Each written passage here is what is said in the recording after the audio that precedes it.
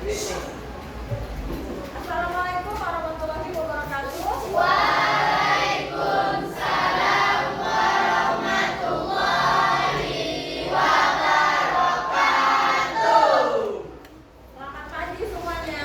Pagi, Bu. Apa kabarnya? Alhamdulillah luar biasa. Allahu Akbar. Oke, selalu semangat. Alhamdulillah kita selalu bersyukur kepada Allah Subhanahu wa taala atas segala nikmat yang diberikan kepada kita. Oke, sebelum kita memulai belajar pendidikan Pancasila di kelas 94 ini, Ibu minta bantuannya sama ketua kelas untuk pimpin doa. Ya, Ajis, pimpin doa. Jagat. Doa dimulai.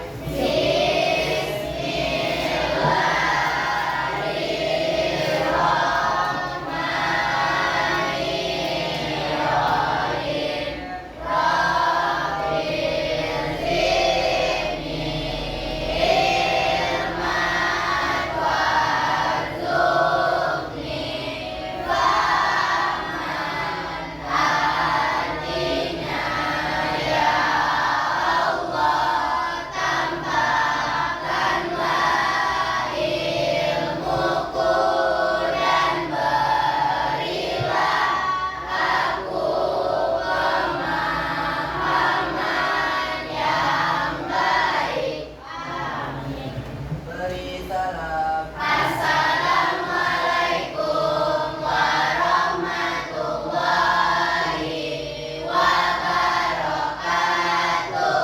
Waalaikumsalam warahmatullahi wabarakatuh. Oke, sebelum dimulai, Ibu mau absen dulu. Siapakah hari ini yang tidak masuk? Berapa orang selain Kenza? Oh, banyak ya. Jadi belum diabsen ya? Absen tanggal 9. Iya. Kenza, terus siapa lagi? Rifano. Si Kenza ngapain? Oke, sebelum dimulai, Ibu mau ngecek kebersihan kelas kita. Oke, coba tengok di bawah, di laci. Ibu juga tengok. Nah, masih ada sampah nggak? Oke, masih ada sampah dikutip, dibuang. Sampah masih ada. Silakan dibuang. Sampahnya. Oke, sebelumnya Ibu mau ingetin dulu kesepakatan kelas kita kan kita sudah buat ya di awal kemarin tahun pelajaran baru di bulan Juli ketika masuk kita buat kesepakatan kelas, buat apa lagi pohon harapan kamu, ya kan? Iya. Ya, oke. Apa masih ingat nggak kesepakatan kelas kita? Apa? Yang pertama?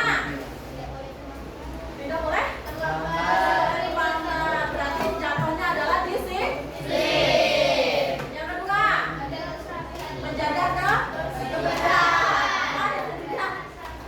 Oke, sekarang hari ini kita akan mempelajari materi lanjutan yang kemarin. Kalau kemarin kita sudah belajar dari pengertian hak dan kewajiban sebagai warga negara. Sekarang lanjutannya adalah hak dan kewajiban warga negara sesuai dengan UUD 1945. Sebagai warga negara yang baik gitu lah ya. Kita kan setiap orang kan punya hak dan kewajiban. Nah, sebelum kita mulai, Ibu mau minta pakai SPP dulu supaya Anda semangat. Karena tadi ada istirahat, udah pada kenyang? Gimana perasaannya hari ini? Yakin senang semua? Alhamdulillah kalau senang semua. Yang penting semangat ya. Udah siap kan untuk belajar? Ibu udah standby? Oke, asdikin kita. Kalau lakukan telinga. Masih ada yang juga yang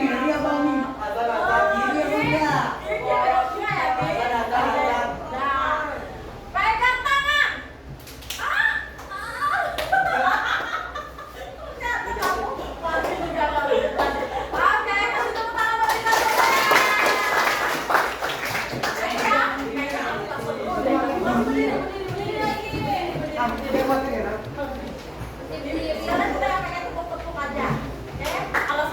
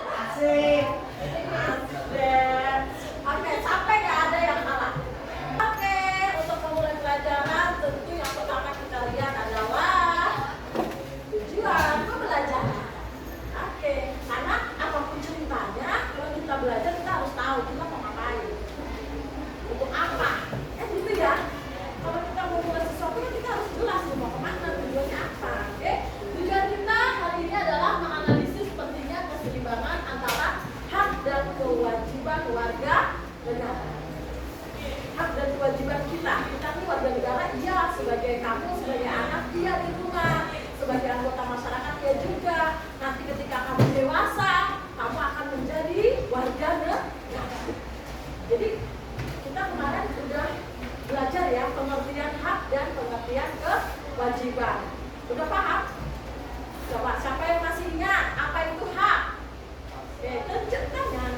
Oke, apa?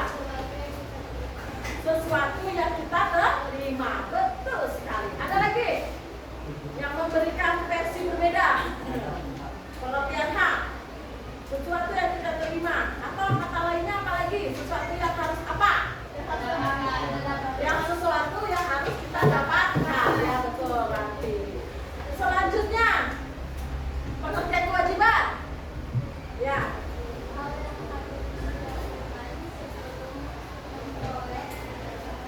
Oke, segala sesuatu yang harus dilakukan sebelum kita memperoleh hak. Betul sekali. Berarti kalau kayak gitu antara hak sama kewajiban itu posisinya harus gimana? Harus seimbang. Betul. Jadi kita udah tahu ya konsepnya. Makanya sekarang kita mau menganalisis karena kita udah tahu konsep hak sama kewajiban itu harus seimbang. Gak boleh yang namanya cuma nuntut salah satunya aja atau cuma melaksanakan yang satunya aja. Nuntut hak mulu, kewajiban gak mau. Di hari ini kita akan belajar dengan model PBL, Problem Based Learning, yaitu belajar dari adanya sebuah kasus, namanya analisis. Yang namanya analisis berarti kan kita menganalisis, berpikir kritis gitu ya kan, berpikir kritis dalam bentuk kamu diskusi kelompok. Kelompok sudah dibentuk ya? Oke, kelompok kita sudah berdasarkan dari pemahaman kamu, berdasarkan dari asesmen awal. Nah, jadi kelompok itu nanti tolong bekerjalah secara bekerja sama, saling tanggung jawab, saling menghargai, ya. Jangan lupa itu perlu semuanya punya tugas dan tanggung jawab. Jadi kita kan belajar tentang kasus, kasusnya itu ada 3. Nah di sini nanti akan suruh kalian memilih. Asesmen awal dulu ya pertanyaannya. Nih siapa nih yang bisa jawab? Mengapa pelaksanaan hak dan kewajiban harus seimbang? Ayo, siapa yang bisa jawab? Karena jika tidak seimbang, maka akan berdampak baik apa buruk? Nah, maka akan berdampak buruk terhadap kita semua atau warga negara, terhadap kehidupan bermasyarakat, ya kan? Coba bayangkan nih sama kamu, bayangkan dulu. Kalau seorang warga negara cuma untuk pingin fasilitas bagus, tapi dia nggak pernah nih yang di nomor 3, nggak pernah bayar pajak, bisa nggak? Berarti apa akibatnya? Apa? Fasilitas tidak akan berjalan dengan baik kan? Betul kan? Nah, kayak gitu. Jadi kamu harus tahu nih efek sebab akibat dari gara-gara hak dan kewajiban. Terus lanjut, sekarang kita mau ngapain nih? Tapi kayaknya kita nonton dulu ya, atau apa kuis dulu? Nonton. Oke. Ini ya, ini hanya sebagai stimulus. Oke, kita tonton dulu ya. Nanti habis itu kasih komen ya apa yang kamu dapat.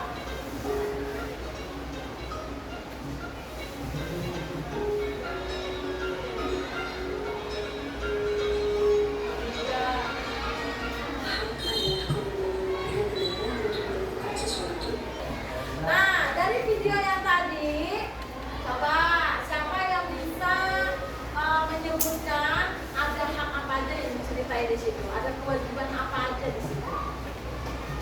Oke, siapa yang bisa? Sebutin satu-satu aja nggak apa-apa. Ada hak apa di dalamnya? Dia bercerita tentang apa? Di situ. Iya, silakan.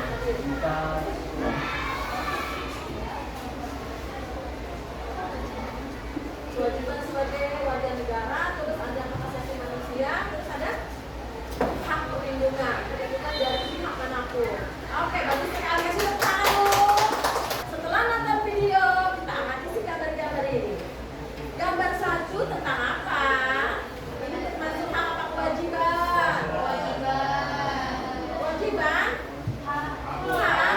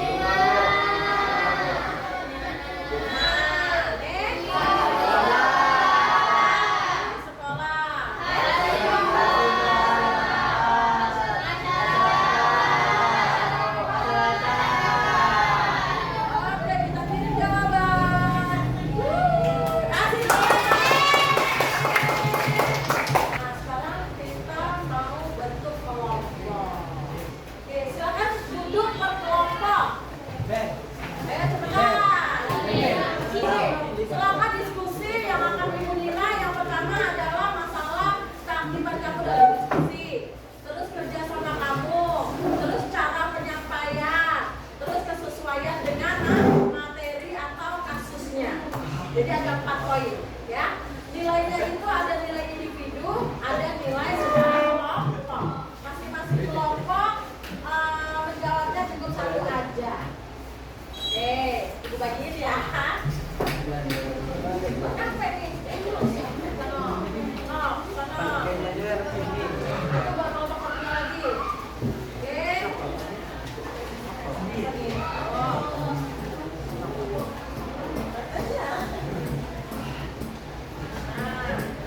Sana, kelompoknya belah sana. Diskusinya 10 menit aja ya, udah gitu langsung presentasi ya. Kita sarankan dulu. Hah? Ini kelompok 1 sama kelompok 2 kan kasusnya masuk di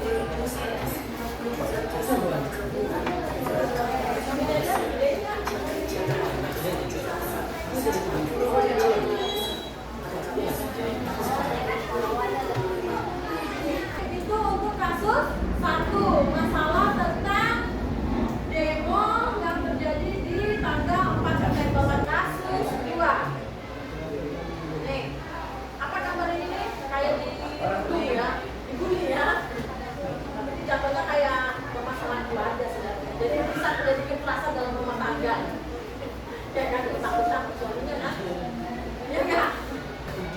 Ada sebagian masyarakat yang tidak mau bayar pajak karena merasa pemerintah tidak transparan dalam memanfaatkan uang pajak. Oke? Ya, sama. Ini yang dicari juga ada hak apa aja, ada kewajiban apa aja, dan bagaimana seharusnya biar seimbang. Supaya jangan lagi ada masyarakat yang tidak mau bayar pajak.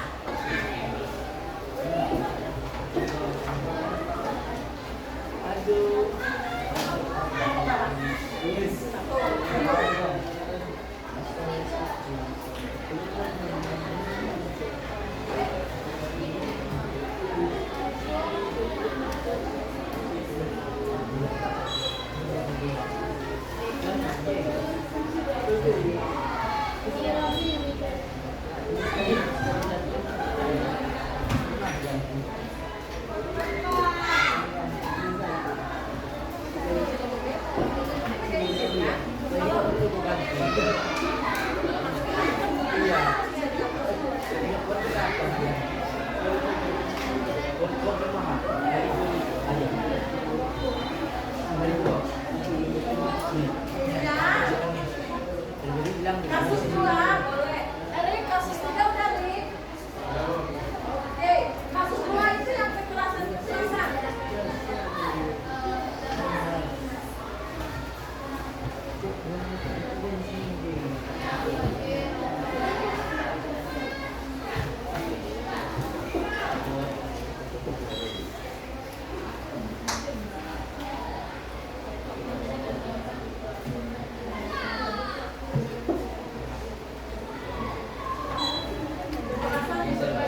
Kasusnya nggak usah ditulis, kamu cukup tulis aja kasus 1. Haknya apa, kewajiban apa, sama bagaimana cara menyeimbangkan, itu aja.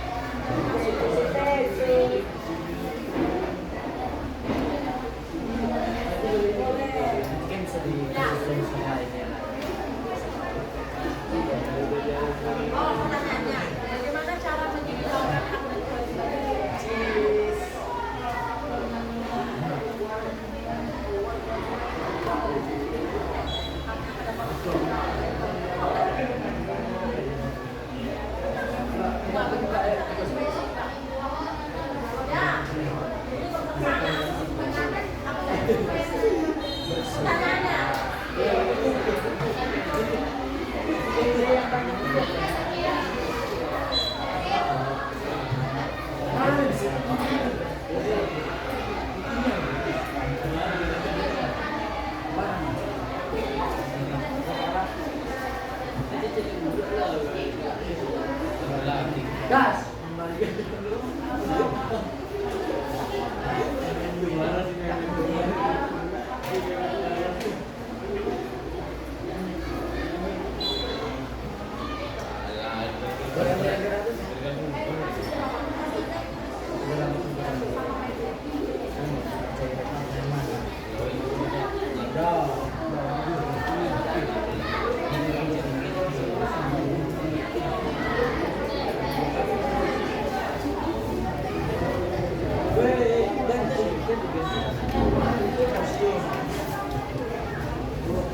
Ada yang udah bisa?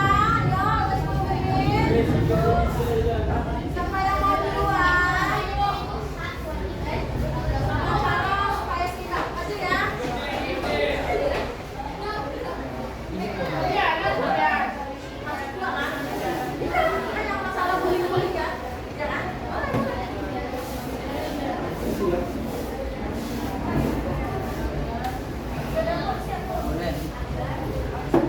Mau ini. Apa yang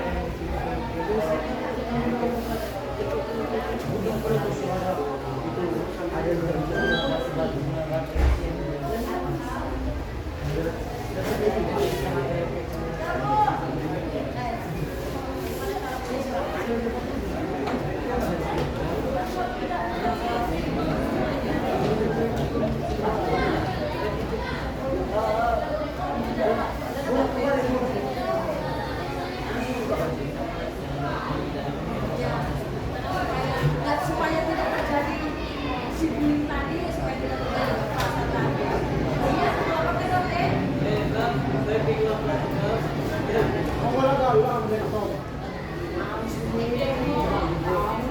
Tapi ya ada di sini ya. Iya, kan gitu juga punya jalan ngomong sama segalanya.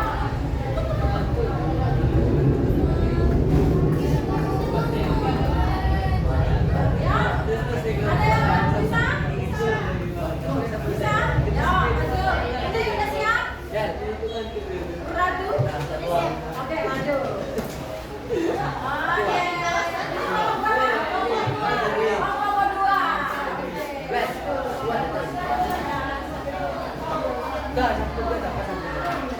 Sebelum temennya tampil, yang lain konsentrasi melihat ke depannya. Pertanyaannya cuma dua ya. Pertanyaannya cuma dua. Assalamualaikum warahmatullahi wabarakatuh. Waalaikumsalam warahmatullahi wabarakatuh. Selamat pagi Lagi, teman-teman semuanya. lagi kagak ada yang jawab. Assalamualaikum Warahmatullahi wabarakatuh. Waalaikumsalam warahmatullahi wabarakatuh. Selamat pagi teman-teman semuanya. Berdirinya kami di depan kelas ini akan menyampaikan hasil diskusi kami mengenai tentang tugas 1 yang tentang hak dan kewajiban kita sebagai warga negara Indonesia yang dibacakan oleh Raja. Di sini kami mendapatkan penjelasan bahwa hak di dalam masyarakat pada kasus pertama, yang pertama yaitu hak mengeluarkan pendapat dalam aksi demo untuk menuntut keadilan sebagai warga negara Indonesia. Yang kedua, mendapatkan izin dalam aksi demo dari pemerintah atau negara Indonesia. Selanjutnya yaitu hak untuk tinggal di lingkungan yang aman dan tempat tinggal yang benar. Selanjutnya akan dibacakan oleh Abdullah yaitu kewajiban yang ada di kasus pertama. Kewajibannya yang pertama ada menjaga keamanan dan ketertiban dalam berlangsungnya aksi demo. Yang kedua, mematuhi dan tidak melakukan aksi yang berlebihan agar tidak melanggar hukum. Yang ketiga, saling menghargai dan menjaga satu sama lain agar tidak ada yang terprovokasi atau bersikap anarkis. Selanjutnya, dengan cara harus menyeimbangkan antara hak dan kewajiban sebagai warga negara Indonesia dari kasus pertama. Sekian hasil presentasi kami. Mohon maaf jika ada kesalahan kata atau perbuatan kami. Kami akhiri dengan wabillahi taufiq wal hidayah. Wassalam. Itu kan? Oh, apakah ada yang ingin ditanyakan dari masing-masing kelompok? Dua kelompok. Dua kelompok masing-masing kelompok satu pertanyaan sudah kalian belajar. Mana yang lain soalnya dari kelompok 1? Kelompok berapa? 5? Berapa seluruh 3 kan? Oh ya, ini kelompok 5. Kelompok 2. Oke. Fadil. Waalaikumsalam warahmatullahi wabarakatuh. Kayak gitu ya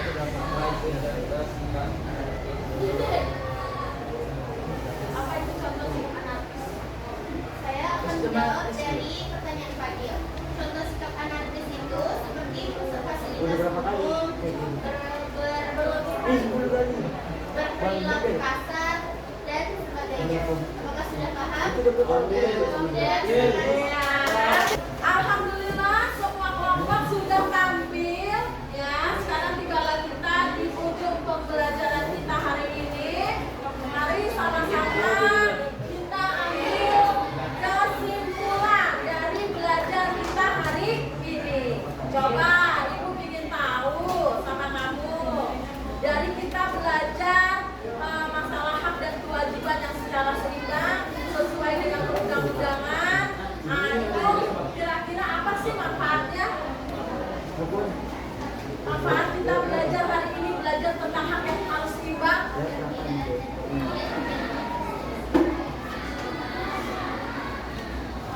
Agar tidak terjadi perselisihan antar masyarakat. Ya.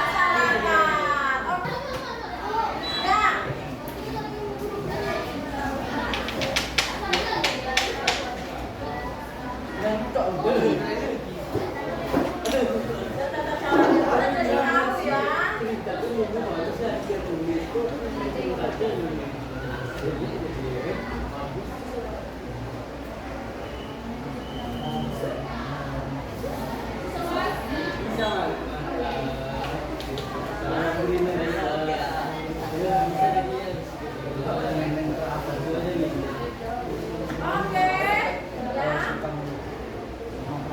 Tadi sudah ya semuanya